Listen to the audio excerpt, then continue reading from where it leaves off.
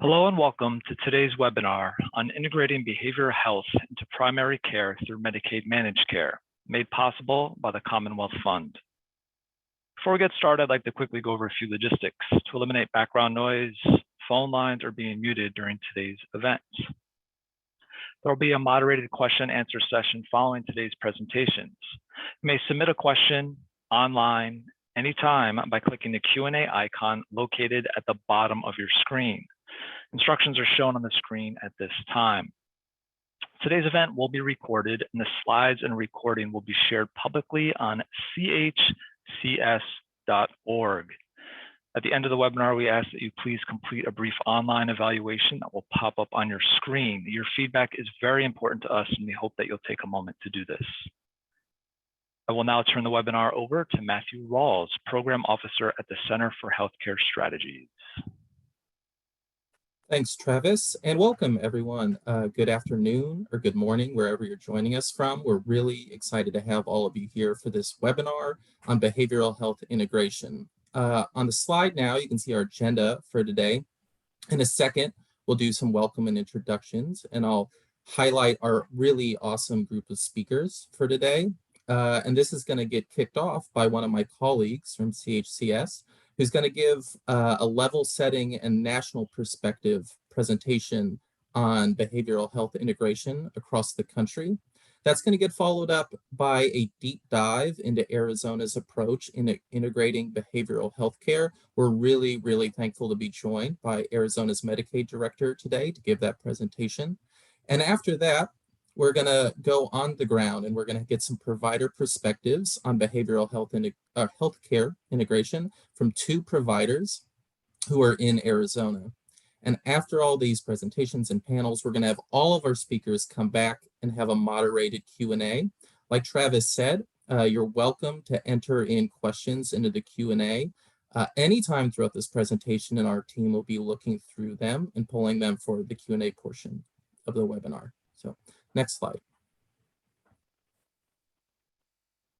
So here are our presenters for today. I'll say a little bit more about each of them when we get to their respective sessions, but I'm Matthew Rawls. I'm a program officer here at the Center for Healthcare Strategies, and I'm joined by one of my fellow CHCSers, Logan Kelly, who's a senior program officer here.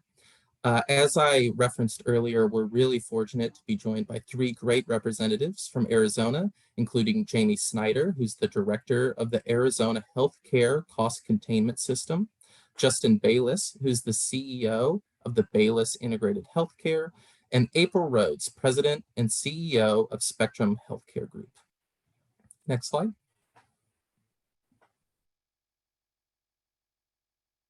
Before we dig into the content of today, I want to share a little bit about the Center for Healthcare Strategies. And we're a nonprofit policy think tank. We're dedicated to strengthening the U.S. healthcare system to ensure better and more equitable outcomes, and we have a particular focus on people served by Medicaid.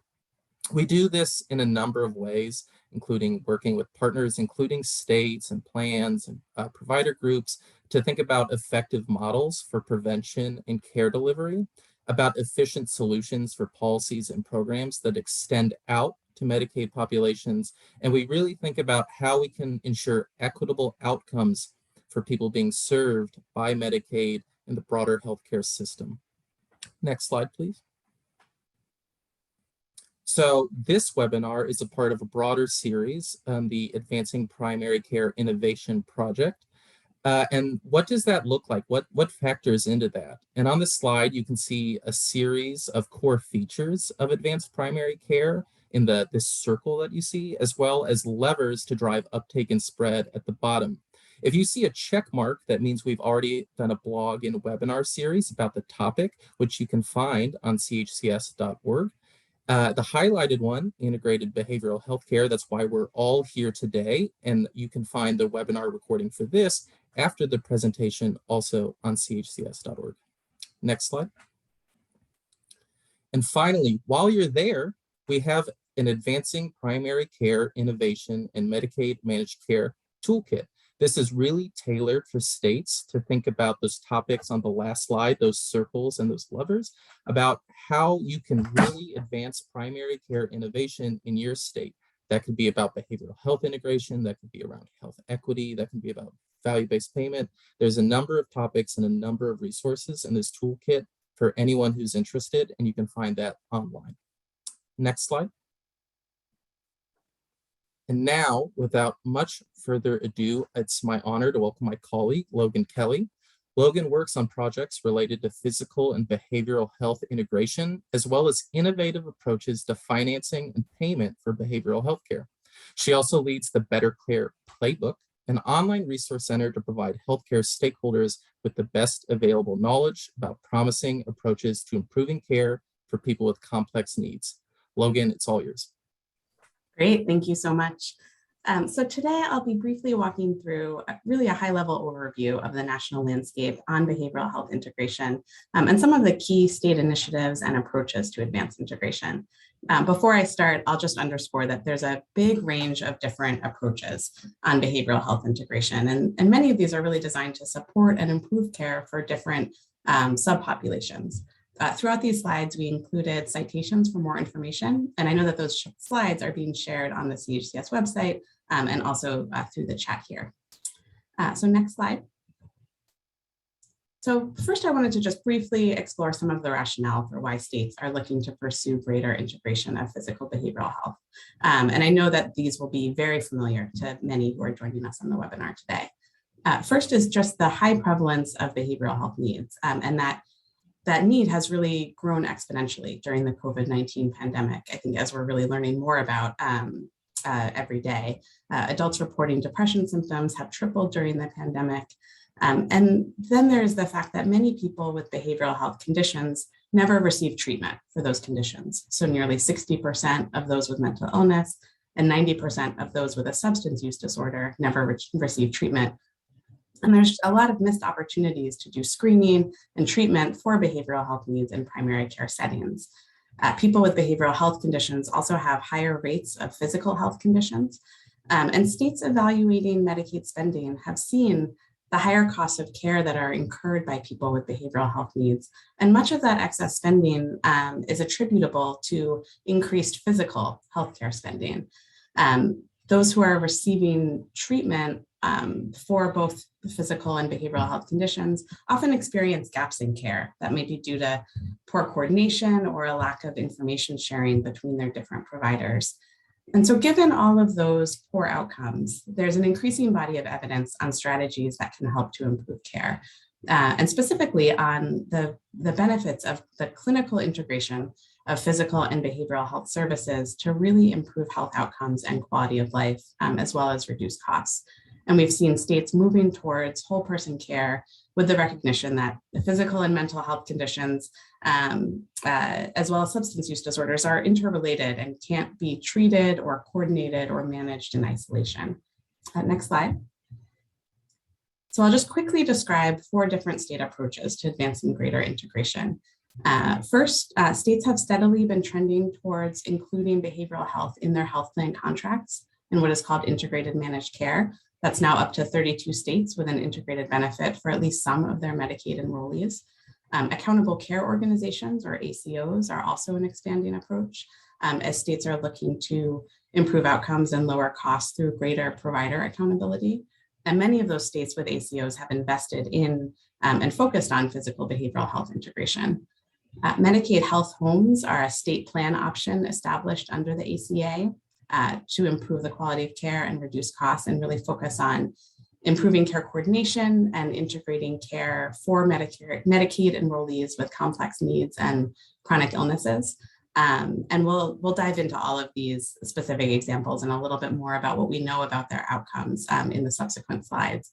And then finally, the Medicaid demonstration program of certified community behavioral health centers, or CCBHCs.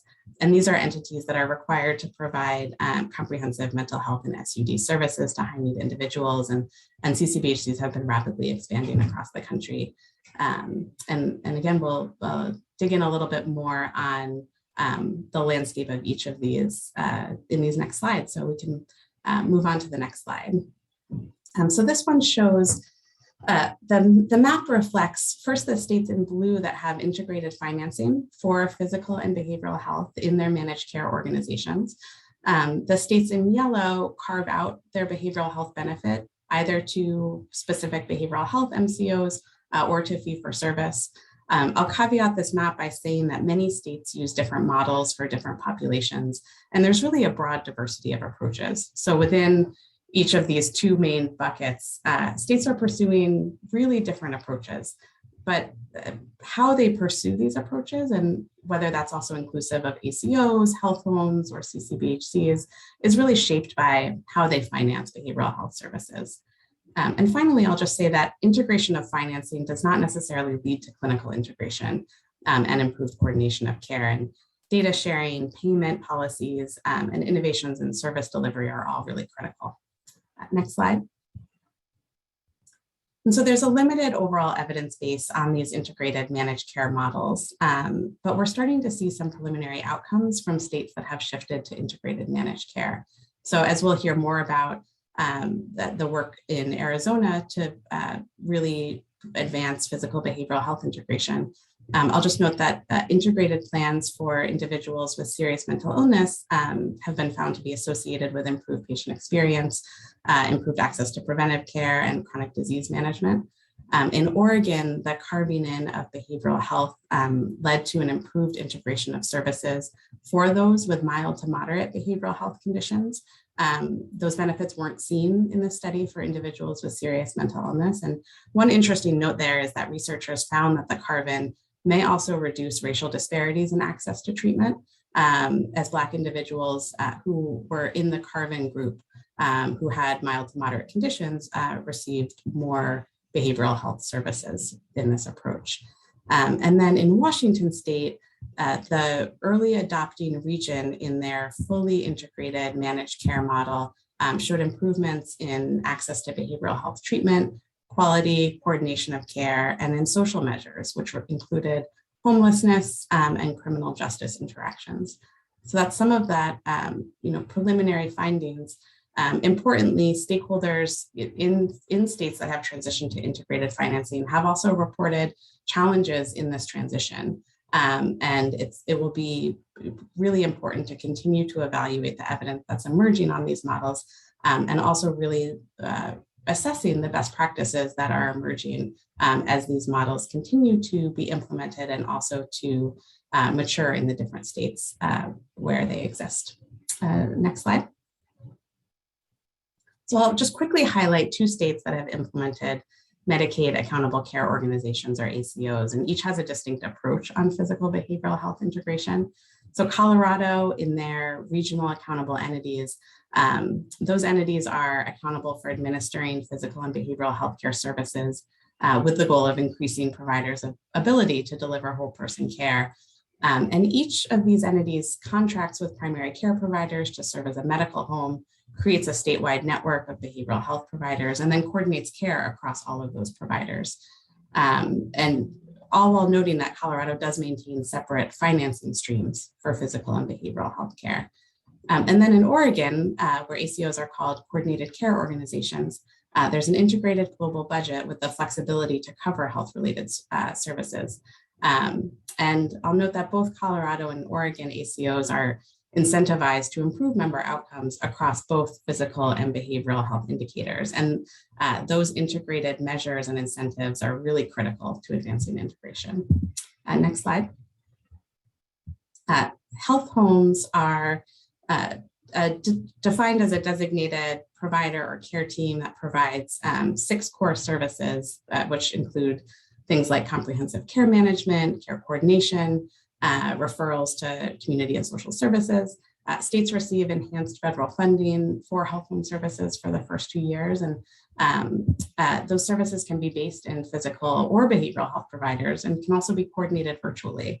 While most health homes for people with serious mental illness have chosen to integrate primary care into community behavioral health settings, at least one state has focused instead on integrating behavioral health into primary care settings. And there's some really interesting outcomes that we're seeing from these models, including a study that grouped many states together that had health homes for people with serious behavioral health conditions, and found that across all of those states, Medicaid enrollees with behavioral health conditions were more likely to receive behavioral health treatment and reported better overall health. And there's also been some innovative new studies happening on the state level as well. And so we'll continue to track that evidence and really evaluate the impact of this model. Next slide. And then certified community behavioral health clinics, and the map here shows the full number of states that have CCBHCs, is really a model designed to integrate across physical and behavioral health.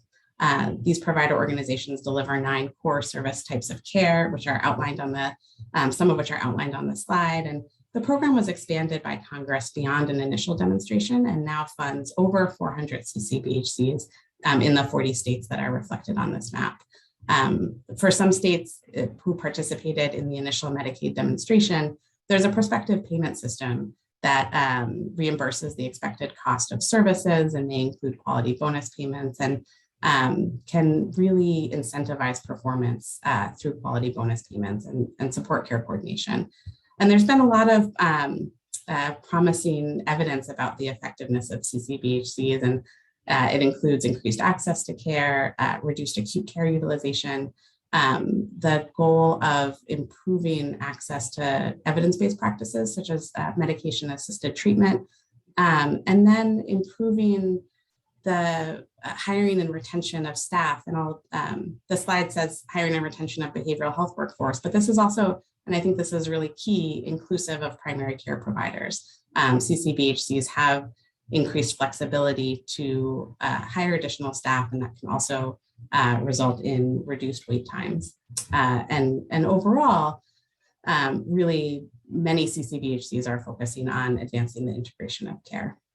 Next slide. So we'll just quickly, I'll skim through these slides, and a lot of this information is also available in other resources that CHCS has developed.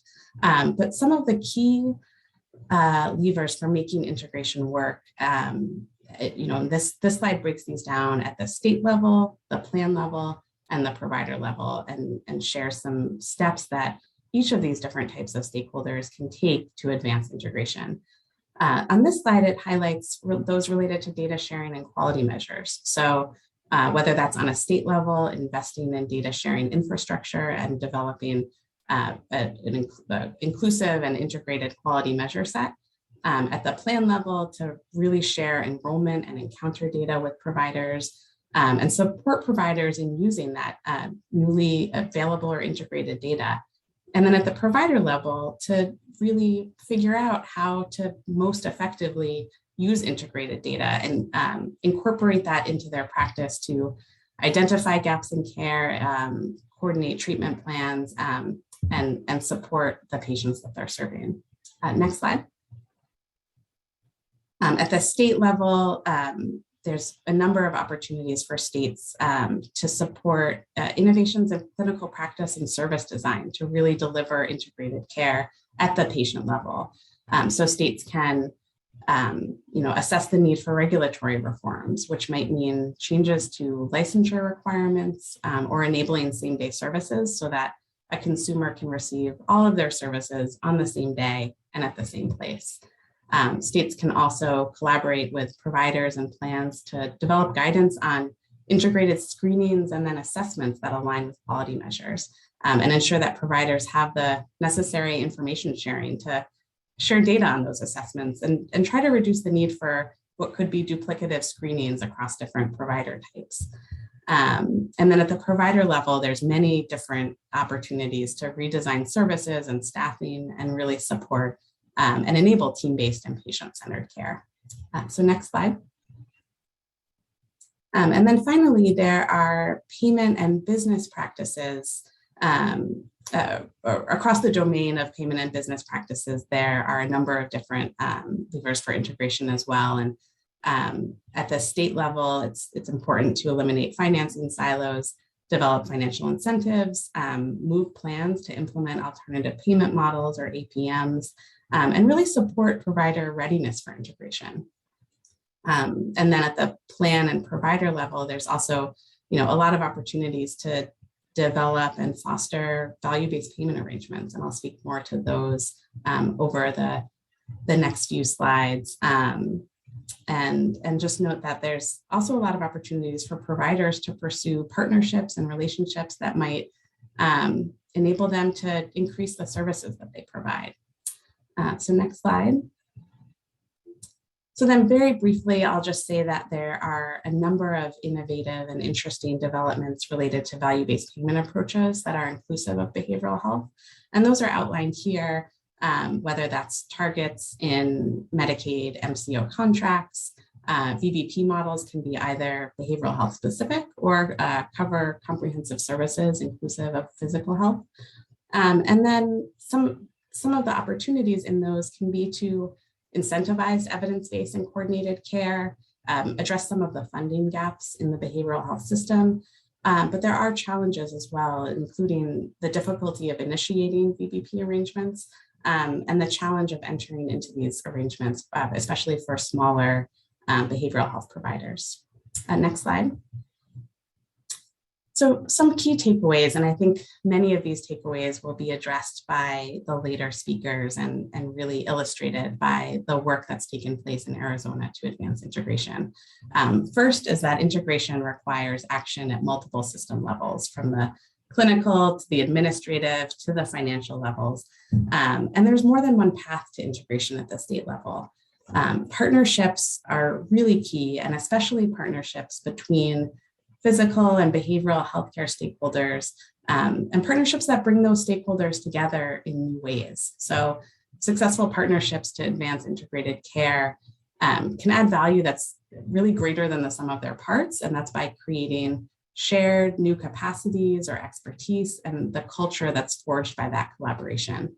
And these partnerships can also really change the cultures inside of organizations. And when transitioning to new models for financing and delivering behavioral health, those partnerships can help to reduce disruptions and support stakeholder engagement. Data sharing is also essential, and investment in health information exchange is really important. And there's a lot of valuable lessons in how that data sharing can really equip plans and providers in delivering integrated care at the point of service delivery. Measures and incentives matter deeply, and whether those quality measures reflect integrated care and whether stakeholders are then incented to provide integrated care is really important. And when those integrated care outcomes go beyond what an organization might normally measure, they can help to identify new solutions to entrenched challenges. And I think a really excellent example of the impact of integrated measures and incentives is the Targeted Investments Program in Arizona that we'll hear more about shortly. And then finally, it's really this work all comes down to supporting person-centered relationships. And those person-centered relationships are at the core of what improves the patient experience of care and patient outcomes. And many of these kind of system level approaches have to keep that goal at the center. And I think that's, again, a theme that will come out as we hear more about Arizona. And with that, I think I will turn it back to Matt. Thanks, Logan. That was a great presentation. And I'm just going to keep it rolling. So if we can go to the next slide, we're going to jump right in from the national level to the state level. So we're really, really privileged to have Jamie Snyder present on this presentation. Jamie is the director of the Arizona Healthcare Cost Containment System. Jamie oversees Arizona's Medicaid and CHIP programs, including the provision of acute, behavioral health, and long-term care services and supports to more than 2.2 million Arizona residents. And with more than 20 years of public and private sector experience in health and human services, Jamie's area of expertise include the regulatory oversight, policymaking, and leadership development. And prior to joining Arizona Medicaid, Jamie also served as the Medicaid director for Texas. So Jamie, it is all yours.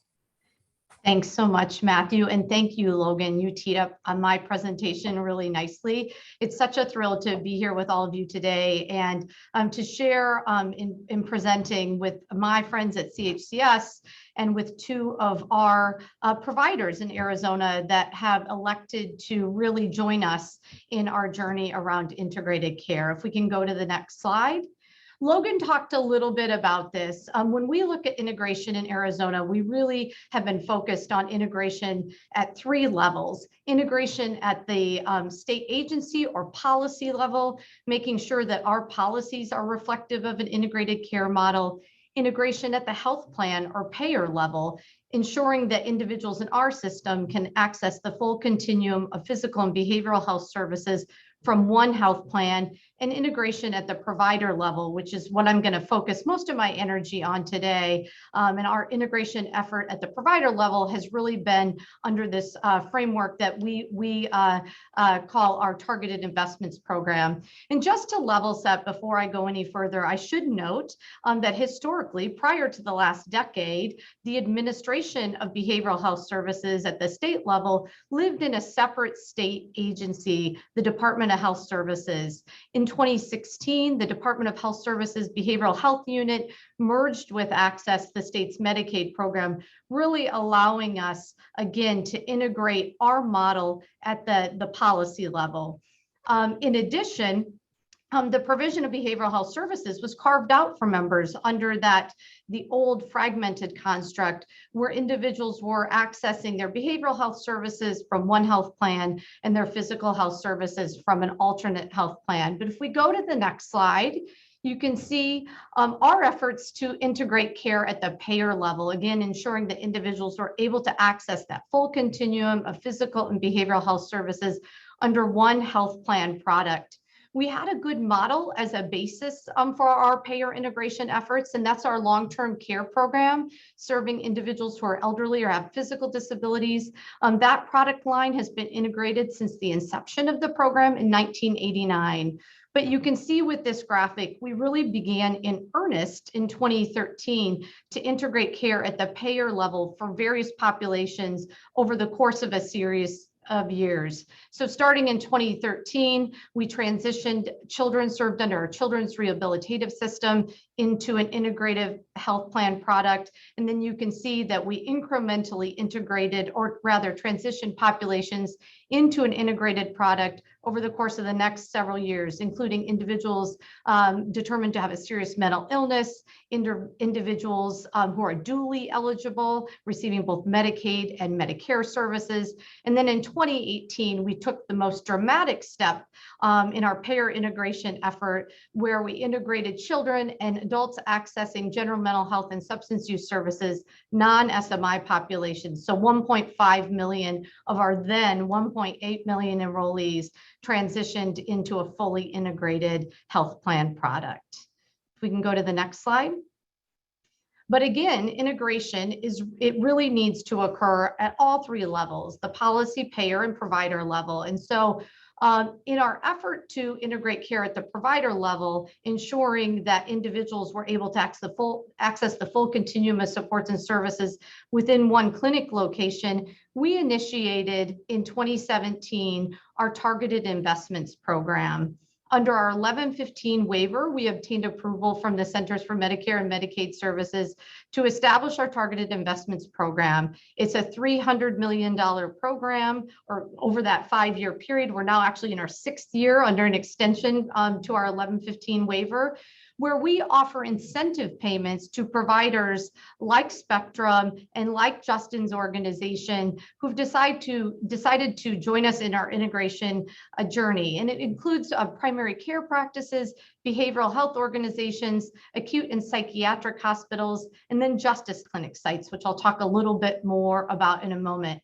But the real basis of the program is establishing a set of milestones that we offer incentive funding for should the provider meet those milestone requirements. We have 440 provider locations participating in our Targeted Investments Program. And the 3 kind of defining goals of the program include reducing fragmentation, increasing efficiencies in our delivery system, and then, of course, improving health outcomes for our members. You can go to the next slide. So I wanted to give you a bit of a picture of some of the milestones that we established that we felt were really reflective of an integrated care model and that we offer incentive funding for through the Targeted Investments Program. Those include the implementation of an integrated care plan, participation in the health information exchange. And I should note that 2/3 of Arizona providers receiving ADT alerts actually participate in the targeted investments program. The use of trauma-informed care protocols, making sure that peer and family support is available, in particular for justice-involved individuals under our Justice Clinic construct, screening for social determinants of health, making sure that in that primary care setting, providers are screening for behavioral health needs, also ensuring that there are proper communication protocols that allow for integrated care at the point of service. And then in years 4, 5, and 6 of our targeted investments program, really starting to measure providers' performance against a set of select HEDIS measures. And those include well child visits, follow-up after hospitalization for mental illness at the 7-day and 30-day mark, metabolic monitoring for children and adolescents with on antipsychotic medications, diabetes screening for people with schizophrenia or bipolar disorder who are using antipsychotic medications, and then engagement of alcohol and other drug abuse or dependence treatment. And one of the primary tools that we've used to assess providers' performance, and it also serves as a milestone in the program, is the completion of a self-assessment tool known as the Integrated Practice Assessment Tool. And I'll talk a little bit more about that in a moment as well. Next slide. So I mentioned our Justice Clinic sites, just wanted to highlight the work that we're doing in that arena. And I know our other presenters will speak to how our Justice Clinic sites really work on the ground. We have 13 sites across the state of Arizona, and you can see that many of them are in the metropolitan areas, Maricopa and Pima counties, but we also have sites in Yavapai County, Mojave County, Yuma County as well. Those 13 Justice Clinic sites provide the full range of physical health services, behavioral health services, and probationer and parole services on site in one clinic location, and also really focused on connecting individuals to needed social services. And you can see in federal fiscal year 2020, over 4,700 formerly incarcerated members received services through our integrated Justice Clinic sites. Next slide. So one of the key elements of our program is the establishment of a quality improvement collaborative, and that's working in partnership with our colleagues at Arizona State University, the College of Health Solutions, and the Center for Health Information Research. The Quality Improvement Collaborative is really meant to support providers that are participating in the Targeted Investments Program in really fostering their success in integrating care. Quick participation is a provider milestone, so we offer incentive funding for providers' participation in the program. And the Quality Improvement Collaborative offers tools like dashboards for providers so they can see how they're performing on the various quality measures that we've integrated into the program for years 4, 5, and 6. Assistance with quality improvement actions or interventions when they're attempting to address gaps in care. Technical assistance, and probably the most valuable piece of the Quality Improvement Collaborative has been peer learning. Providers that participate in the TI program tell us that peer learning opportunity where they're able to exchange information and guidance on best practices has really been invaluable. And all Targeted Investments Program participants are currently engaged with the QUIC. So we're happy to have 100% engagement in the collaborative. Next slide. So I mentioned that the Integrated Practice Assessment Tool has been one of our primary barometers of practice transformation in our program. And you can see how the tool works in terms of measuring the level of integration within that practice location, starting with minimal collaboration at the left hand of the screen, up to level 6 or full collaboration and transformed or merged integrated practice. I'm happy to report that all 13 of our Justice Clinic sites have reached that full integration measure, that level 6 measure, but You can see from the data on the screen, 60% of our unique provider sites reported an increase in integration by at least one level on the IPAC continuum, and 38% of provider sites reported an increase by at least 2 IPAT levels. And probably most importantly, nearly 25% of primary care participants attested to increasing their IPAT scores by 4 or more levels, transitioning from levels 1 or 2 to levels 5 or 6 within 1 year. And that was in demonstration years, between demonstration years 2 and 3 of the program. Next slide. So what have we seen in terms of outcomes and opportunities in our efforts to really transform the delivery of care at the point of service? We certainly have seen co-location occur between behavioral health and primary care providers.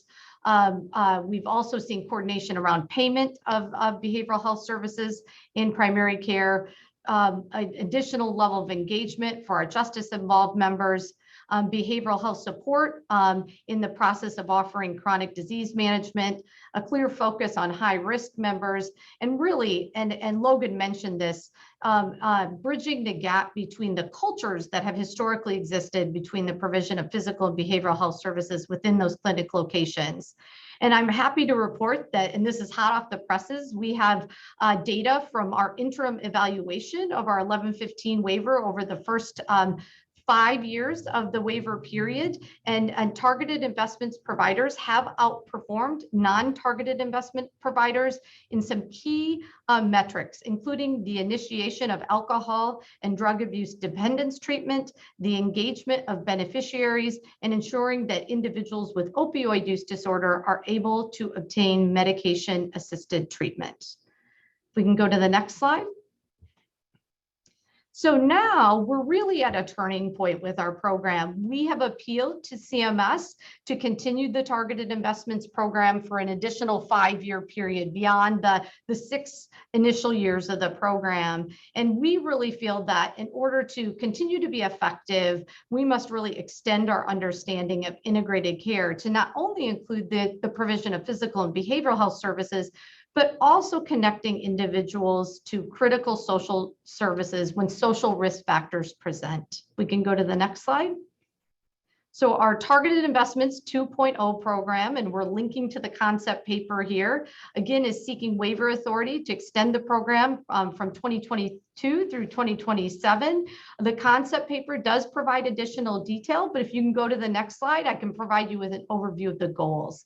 It's really around sustaining the integration efforts of current TI participants. So keeping the TI participants that have been in the program for the last 6 years engaged and continuing down the integrated care journey or pathway, expanding integration opportunities to new providers. So bringing providers that haven't historically participated into the fold, including IHS or Indian Health Services and tribally owned 638 providers, as well as peer and family support providers. And then really enhancing program incentives to focus, as I mentioned, on a whole person care under that extended understanding of integrated care. So looking at milestones such as screening for social determinants of health, connecting providers to our closed loop referral system, which allows clinicians on the ground to more easily connect individuals to needed social services when social risk factors present, and assessing for the prevalence of social risk factors and disparities across providers' attributed lives. So really, in essence, the kind of the focus of TI 2.0 is aligning and supporting Access's strategic plan, and again, supporting our extended understanding of integrated care, where we not only attend to individuals' clinical needs, but also connect them to needed social services and supports, understanding that 80% of an individual's health outcomes are tied to something other than the clinic visit. And I think that wraps up my overview of our integrated care effort in Arizona. With that, I'll turn it back to Matthew. Thank you so much, Jamie. And I really like your framing of the policy, payer, and provider levels, because that's a perfect transition into our next part of this webinar, which is going to be our provider panel. So I'm really, really thankful to have 2 great providers from the state of Arizona on the call. First, we're joined by Justin Bayless, who is the CEO of Bayless Integrated Healthcare. Under his leadership, Bayless paved the way in Arizona to incorporating the most important care services under one roof, primary care and behavioral health. In 2018, Bayless Integrated Healthcare also became the first healthcare provider in Arizona to be designated a Utilization Review Accreditation Commission, which is an accredited telehealth provider. Justin is driven by a quest to find solutions to complex problems in the healthcare industry, particularly when it comes to communities that would otherwise be left behind. So welcome, Justin. And we're also joined by April Rhodes, President and CEO for Spectrum Healthcare Group. Through statewide community solutions and focused care, April and her team are meeting the whole health needs of Arizona's populations. April has served at the forefront of healthcare and human services management for nearly 2 decades. April is considered a subject matter expert on topics related to leadership, whole person healthcare, value-based purchasing, access to care, and criminal justice and mental health related community-based services. Wow, that is a mouthful for both of you because you're both such accomplished providers and speakers. So we're welcome to have you both here.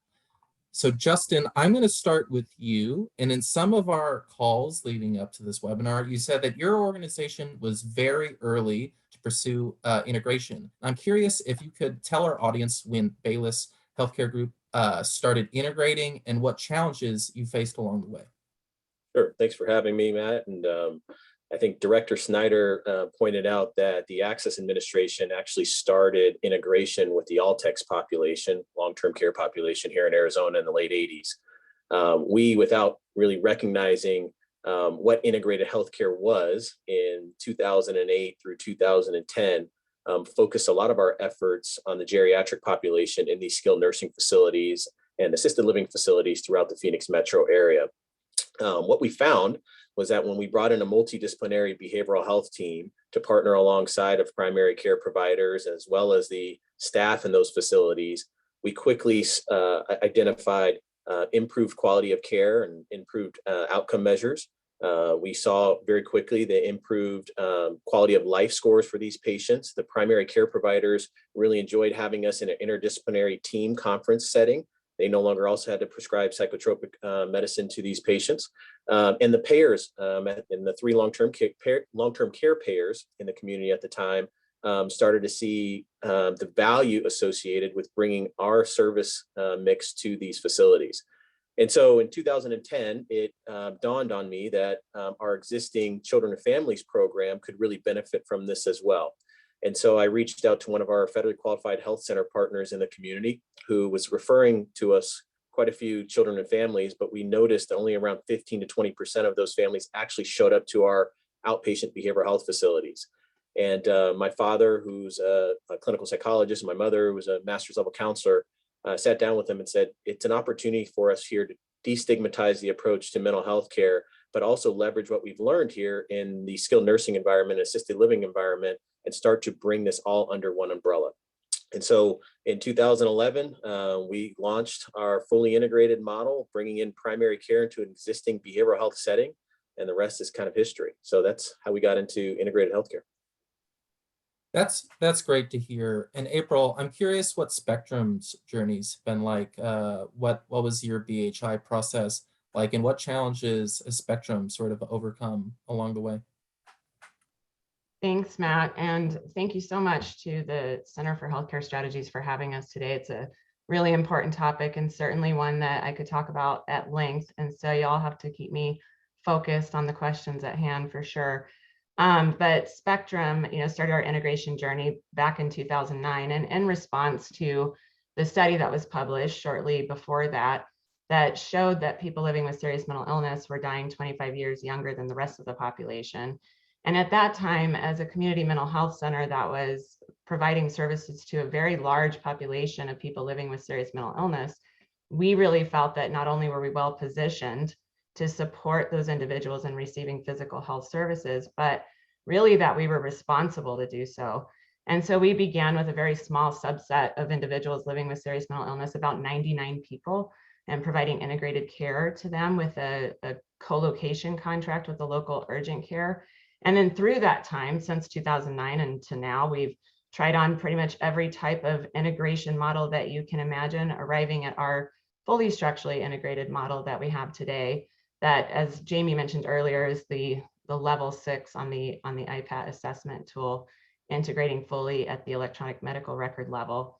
And then over the last couple of years since targeted investment came online in our role as a targeted investment justice site, we've been able to employ some really innovative and unique solutions to serve the justice involved population through that targeted investment participation. And targeted investment from Access has really played an integral role in helping us to refine and shape that response to those justice involved individuals. That's a perfect lead in to my next question, because we know that you're doing a lot of work with these justice involved populations. And I think that's a central question of what BHI can look like and what equity in this space can look like. So I'm curious if you could just tell us more about the work you're doing in the justice clinics and what successes that you're seeing in that work. Absolutely. And to provide a little context too, about our geographic region that we are serving, particularly for the justice involved population as part of targeted investment, the way that Yavapai County is set out, and Yavapai County is just north of Maricopa County, so not very far, but very spread out geographically, and has a good mix of almost like rural frontier to what we call kind of micropolitan type areas. So there can be significant challenges in just getting people to where they need to go. But also unique in our county is that our county jail is located about 45 minutes away from our population center. We're like Prescott Valley, where there's a lot more people. And so often people are being arrested and taken to jail and having to engage in probation services that are far at times from where they actually live. And so through our justice involved targeted investment efforts, we've been able to do a lot of really great things by co-locating at the jail and receiving people in real time as they are released.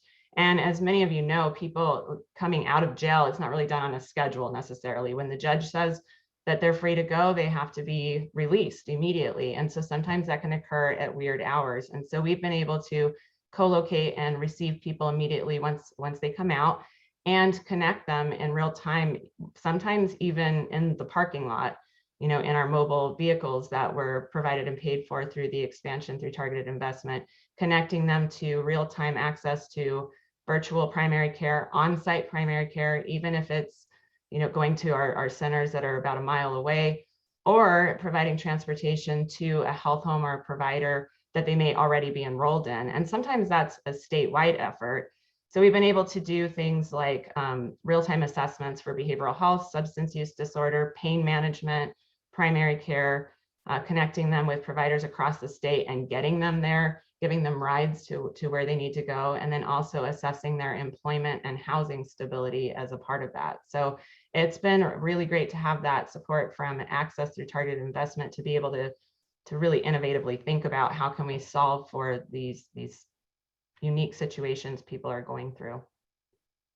Yeah, and one thing you just said in there, April, that really stuck with me is like, with this work, sometimes it's like the unsexy solutions. It's just meeting someone in the parking lot, right? Like this isn't a neat, clean sort of thing where the solutions to challenges are really that fancy in some situations. And I'm curious, Justin, on your end, sort of what needs or challenges do you feel like your organization is getting better at addressing, or are there any challenges that are really just kind of sticking in your mind that you think that behavioral health providers need to think more about, think creatively about?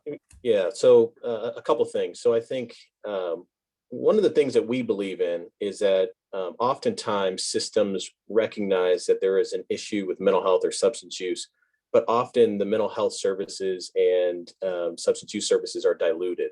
And one of the things that we believe in is using the highest level professional to set the treatment plan and ultimately guide the patient through the process. And over the years throughout our integration journey, we found that primary care providers ultimately really need a partner that is at the same graduate level as they are in order to really partner along the pathway for that patient. So for us, what we've learned and probably are the best on in terms of our model is providing the integrated co-occurring type of model. So all of our primary care providers at Bayless, which we have around 20 of them, and all of our psychiatric providers, we have around 50 now, are all medication-assisted treatment ex-waivered. So what we try to do is provide a continuum where our psychiatry providers and our primary care providers can work side by side with patients, understanding that they may start off in their evaluation process with psychiatry, but their primary care provider, which is their champion, can continue the medication as they continue to transverse throughout other service mixes at our agency. And so for us, we really have seen that grow quite a bit for us, especially using virtual capabilities over the past year with the pandemic. I think for us, on the flip side, one of the more difficult things more recently has been, how do you treat children, especially with COVID-19, and how can we continue to build upon our integrated model, also leveraging the virtual care services? That has been a more difficult mix for us. But in general, we believe that the model as it stands today is really well suited for adults who have complex needs, specifically co-occurring needs, and we're continuing to build our service array around that population. Great, thanks. I'm going to switch to the bigger panel. So I'm going to welcome Jamie and Logan to join us in just 1 second. And if you have any questions in the audience, feel free to submit them. But April, I have a technical question for you that we got. Who is notifying you about the discharges from the Department of Corrections, and how much patient info do you get ahead of time?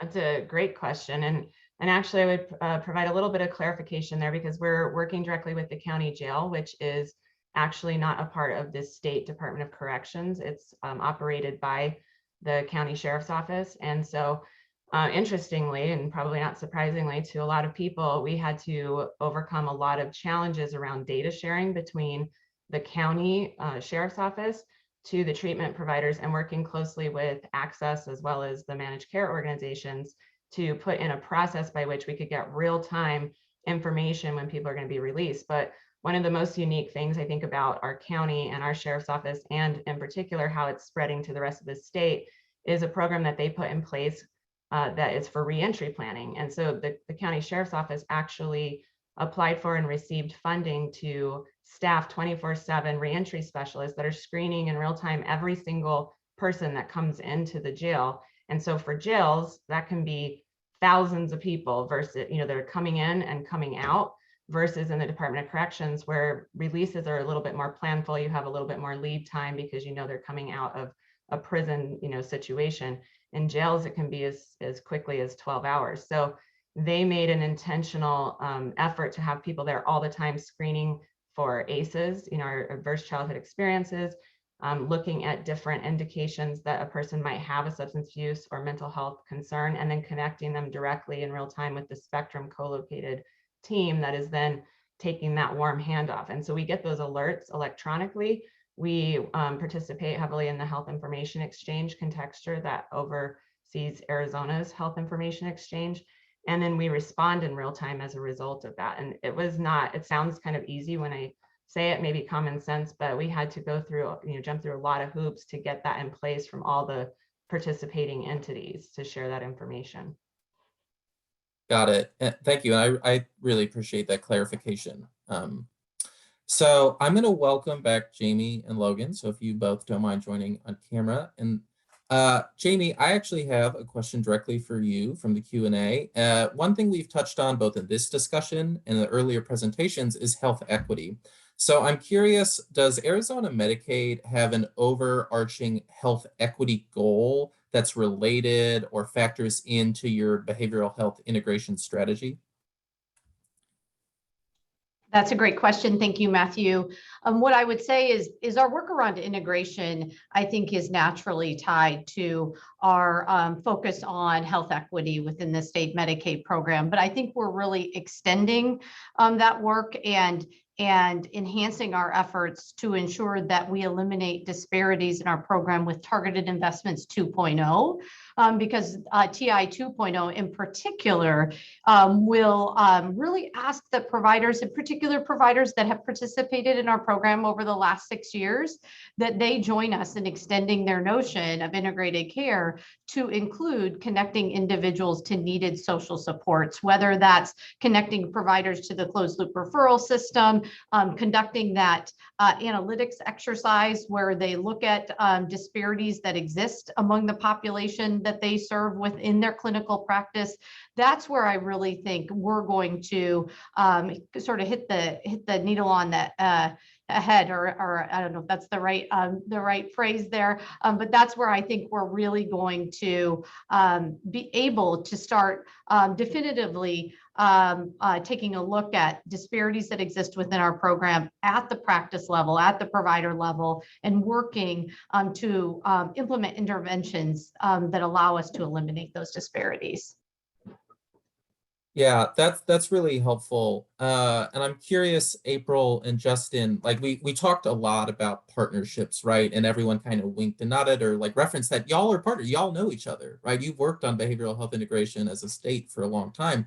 So I'm curious how the state's efforts, Arizona Medicaid's efforts, have really been supportive or facilitated your work. Like how have you been able to be partners together in producing better patient outcomes?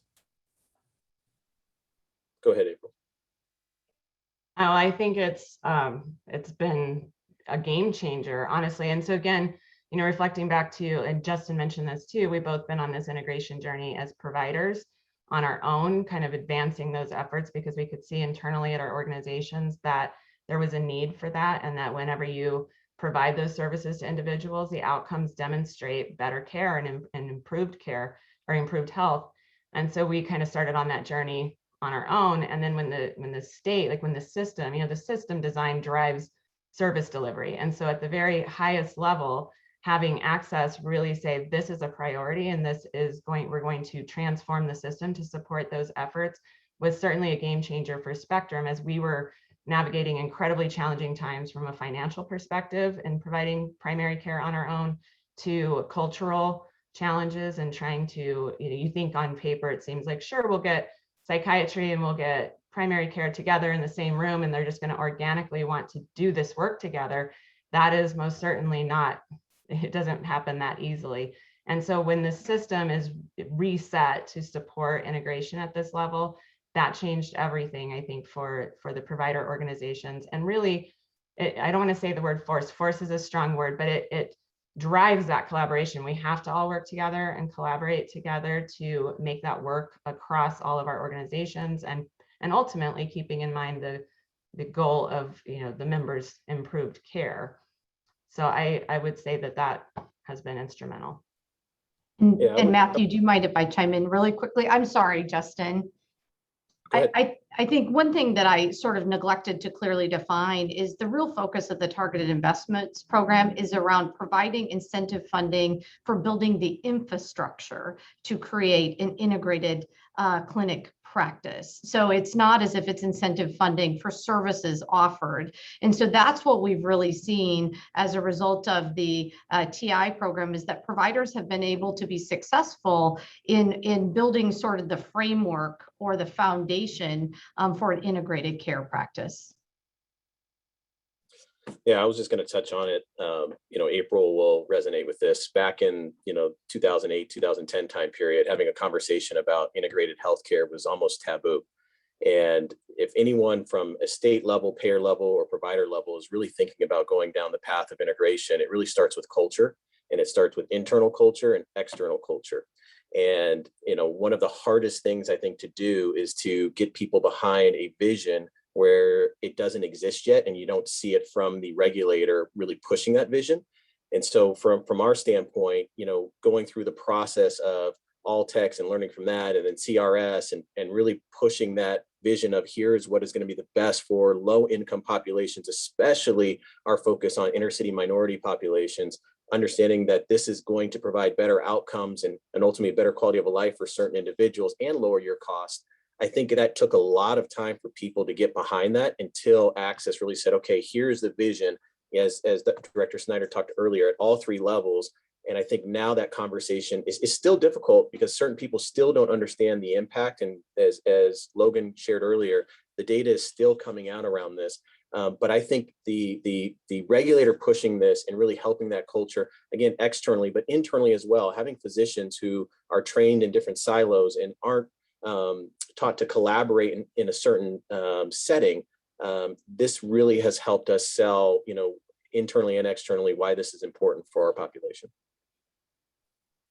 That's really great. And I know we're right at time. So that was a perfect answer to what was going to be my final question, which was, if you're someone being like, hey, that's great for Arizona, great for them, but what am I going to do over here in my state? This idea of making the conversation not taboo, having a vision that can drive culture change, and that leadership is central to that. I think that's something, no matter what state you're in, that you can take away from this webinar. And I think that's just a great place to end.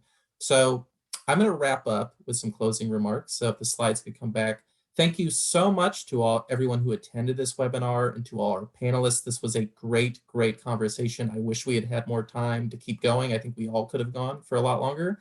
But I welcome everyone. If you want to learn more about this topic, you can visit chcs.org to see this webinar, the slides, and any other content that you're curious about advancing primary care innovation and much, much more. And be on the lookout, because this isn't the end of this webinar series. So thank you so much, everyone, for attending. And thank you again to our wonderful panelists.